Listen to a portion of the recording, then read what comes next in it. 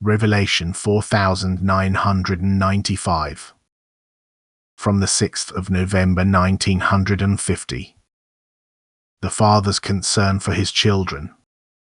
Childship to God. All human beings are my children, and I take hold of all of them with the same love, because my love for my living creations can never stop and knows no exception. And yet, innumerable people are still so far away from me that they no longer feel the strength of my love, nevertheless of their own free will, because they turn away from me, and the rays of my love can only touch a receptive heart. Hence they are like children who have left the Father's house, who moved to faraway places because they thought they could do without the Father's love. I want to win these children back again because my love yearns for them, and because I also know that, outside the Father's house, they live in adversity and misery, since I know my children and their disastrous state, which is their fate as long as they are separated from me. I try to regain them and will invite their love until they are my own again, until they are blissfully happy in the Father's arms.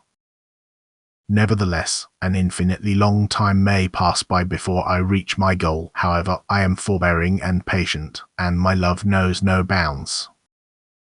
What I don't achieve soon I will achieve later, but sooner or later even the last child will have found its way back, if only after an endlessly long time.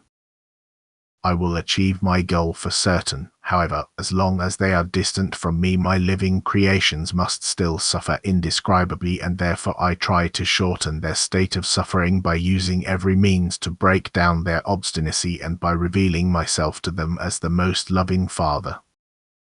But always bearing free will in mind, which they must keep as my true children in order to become perfect.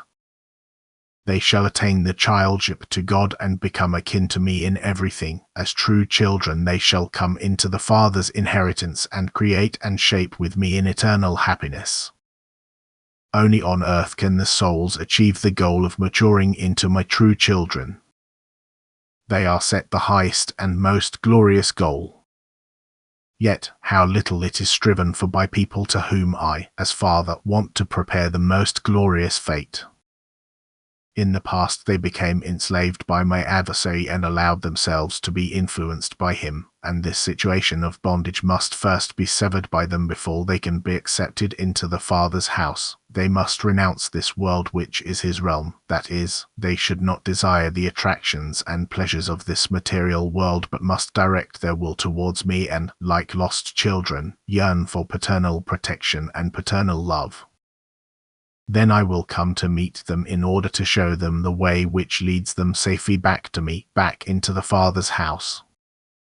One day every soul will return to me, yet my love tries to shorten the time of distance from me, because it is a time without bliss, a time of spiritual darkness and of weakness. And since I love all my living creations, I also approach all people so that they will learn to recognize their Father and submit to his will. But someone who nevertheless opposes me will not be forced by me.